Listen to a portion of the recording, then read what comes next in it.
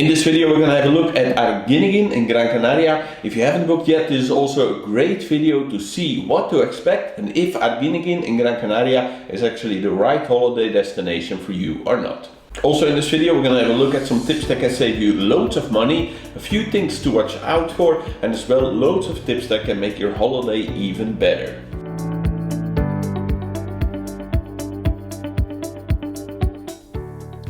The area of Arguineguin has many different beach options. Last time I was here, they were even constructing a new beach. On one side you have the black sandy beaches of Arguineguin and Patalavaca, while on the other side you have the beach of Anfi, that is a nice white fluffy sandy beach. All of these are nice beaches, and I suppose most people will just visit the one close to their hotel, but it is nice to have other options nearby, especially if you are on holiday a little bit longer.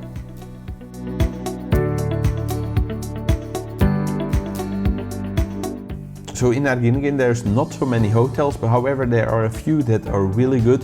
If you've already kind of like made a pre-selection, then do know you can just drop me a quick email on this email address and I will be happy to give you my second opinion to make sure if this hotel is great for you or not. If you're still looking at this moment, then do know that I have a separate video here on YouTube as well where I discuss all the hotels in detail, and as well you can find loads of this about the hotels on my website as well.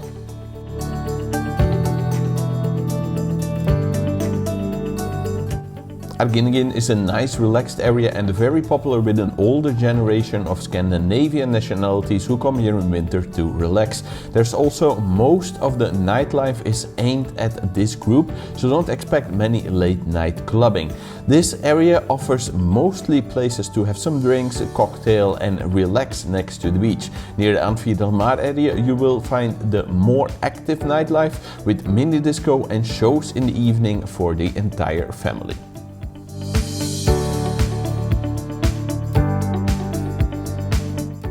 There are two zoos on Gran Canaria. This is the one of Palmitos Park and the other one is the Cocodrilo Park. I haven't been to the Cocodrilo Park, quickly as a disclaimer, but the Palmitos Park was great. I can definitely advise you, if you're staying in Arguineguin, since it's not so far away, to go there. The Cocodrilo Park is much further away. Palmitos Park has loads of shows. There's the dolphin show, there's like a parrot show, there's like bird shows and loads more things, as well as a great park to walk around and explore. It's full of nature, so definitely advise if you have small children or even if you want to go yourself, definitely go and have a look at the Palmitos Park.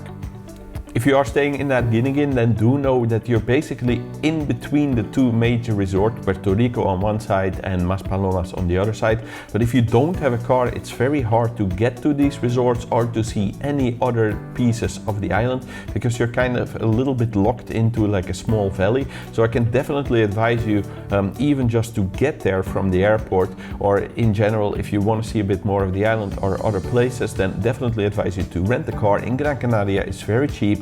It's normally less than 100 euros. It's about 10 euros a day depending on what car you want. And this comes with fully comprehensive insurance. So if you're traveling to Gran Canaria, I would advise anyone to rent a car. It's very cheap. If you do it with the right companies, you can find the full list of all the companies that I used while I was there on my website. That's checkholidays.com/cars, as well as a quick checklist of what to do and what not to do while on Gran Canaria. If you are renting a car in Arguineguin, then do know that you just made your holiday a whole lot more interesting. You can see loads of great things nearby. One of these is the Puerto de Mogan. It's a whole different kind of feeling place. It's one of the more unique beaches still here in the area.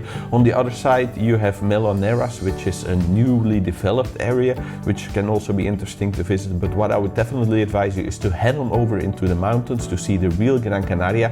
If you do so, then you will also find on the other side Agayete and Puerto de las Nieves, which are very nice. They're kind of like the more unique villages on the island that I found that's still interesting to visit as a tourist, because people do speak a little bit of English here and they will try to help you out. There's also great saltwater pools where you can take a dip, and it's just like a whole different kind of vibe. So I would definitely advise you to go and have a look there as well.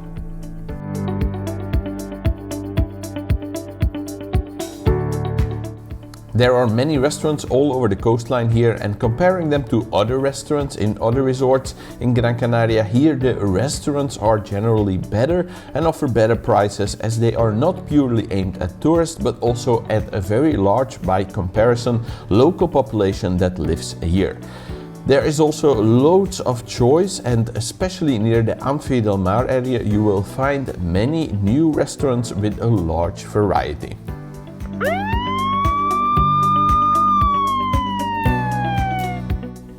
So in this next part I quickly want to give you a couple of warnings. One of these things I want to warn you about is about the electronic scams that are happening on Gran Canaria. This is prolific in Canary Islands in general, so it's also on Tenerife and other places. It's not only in Gran Canaria, but I do want to warn you about this. A lot of people have this idea that electronics in Gran Canaria are much cheaper, and in a way this is true. It's because of the sales tax here, but what you will find is that the deals are not really that extremely good. You know, you can get a bit of a discount because of this, but it's not a lot. If you see any stores that are promoting products very cheaply, then know that there is something fishy. Most of the time they're going to try to upsell you things that you don't need, or they're going to change the product for like a no brand product, or they kind of going to wrap it as a birthday present and then going to give it with you, and you're only going to discover it at home that it's basically not the right product inside, or they're going to play tricks on your credit cards. It can be a lot of things. The internet is full of these stories of people being ripped off, so do pay attention of this. They're always very smooth talking, but they don't have your best intention in mind.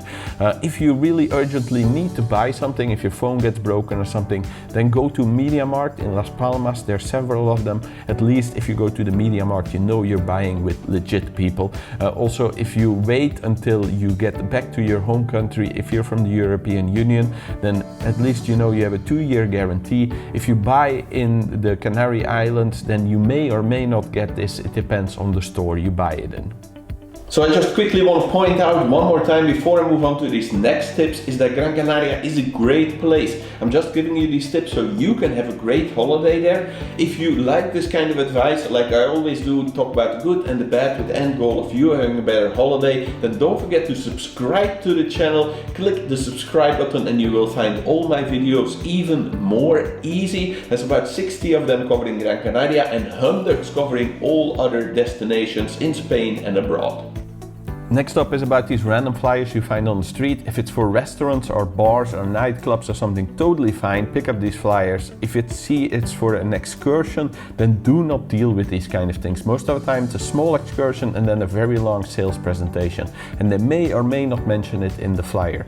So if you go on these kind of excursions, basically it's gonna be a waste of time for you. Don't deal with it. Also, if people approach you on the street and they give you like a random lottery ticket, then quite often this is the same thing. You're gonna scratch it, you're gonna win something, but you have to go to a certain place. Most of the time they also pay you the taxi and things like this to go to this certain place, and there you will have to sit through some kind of timeshare presentation. Don't deal with these kind of things. Just say no, it's your holiday, enjoy your holiday. So next up is about these buggy tours that they offer in Gran Canaria. It can be great fun. For me it's a little bit too pricey. I rather rent a car for an entire week. I think it's a better deal. But like, if you really like to go on these buggy tours, then go on a buggy tour. It's totally fine. It's your holiday, do it. The only thing I would advise you for is read reviews before online. There's loads of companies out there who make great tours, great fun, go off-road, all this kind of stuff, but then there's also companies you don't want to be going with, because they also once more try to sell you loads of stuff around the tour, and you drive most of the time just on the road. So don't deal with this. Read reviews before online.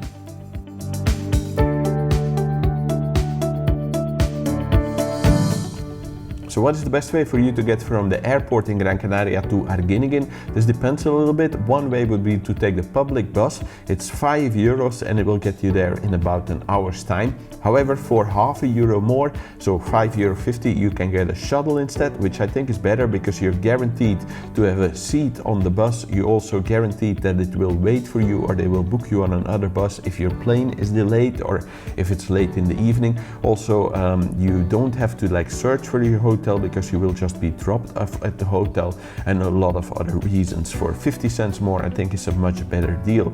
Another way, if you're traveling 4 people or if you're traveling with a family, then maybe take a taxi. A taxi is 34 euros if you book it in the daytime, if you're going to travel in the daytime. In the night or in the weekend, it's 40 euros.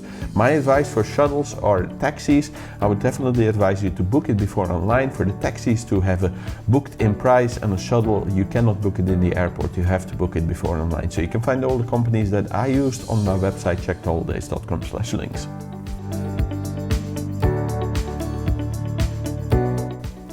So Gran Canaria has a great climate all year round, also in Arguineguin. This is very popular in winter season with Scandinavian people. Arguineguin, more of the Norwegian countries as well, they come here because their countries are very cold, but here the temperatures are very mild. Do know that this is mostly in winter an older generation that is visiting here in Arguineguin. Winter months are basically November, December, January and February, and the average temperature has a high of 21 degrees and a low of 15 degrees. Rain is 2 to 3 days a month, so it's really very little. And the sea temperature is 18 degrees. You can go swimming, but for some people it might be on the chilly side. For most people it's actually okay temperature to go swimming, 18 degrees. So if you want the hottest summer months to go to Arguineguin, then have a look at May, June, July, August and September. These are normally the hottest months. Also together with October is equally hot, but October there's already starting normally to come a little bit more rain, so be aware of that. Average temperature has a high of 26 degrees and a low of 20 degrees. So, but there's also going to be plenty of days, of course, it's going to be hotter than this because these are just averages. Rain is 0 days a month, so almost there's no rain. There's not going to be any rain. It would be surprising if it rained one day. And sea temperature is 22 degrees Celsius. So great summer beach holiday months. If you're traveling on a budget or want to find the best deal for your hotel, then do know that March and April are definitely the best months to have a look at.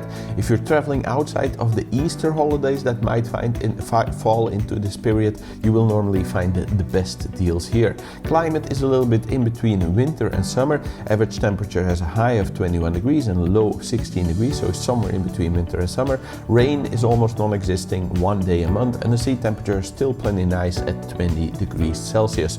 So definitely, if you're traveling on a budget, have a look at March and April, but also November. If you want to find out everything about the hotels I would advise, then you can click right here. This will take you to the website, and there you can find all the hotels I've been to and the ones I would advise. But also, if you're not 100% sure if this is the right holiday destination for you, you can click right here, and there you can see all the different holiday destinations in Gran Canaria, and you can find out which one is the right one for you.